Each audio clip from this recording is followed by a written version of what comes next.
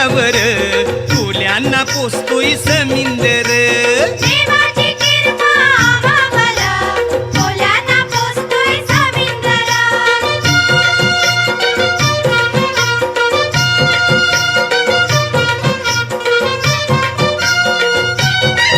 Then देवान दिलन आम्हाला कौर, पीक दर्यात रेती मीठ आणि म्हावर. ऐशी ही आमची शेती बर, कोल्यांना पोचतोय समिंदर.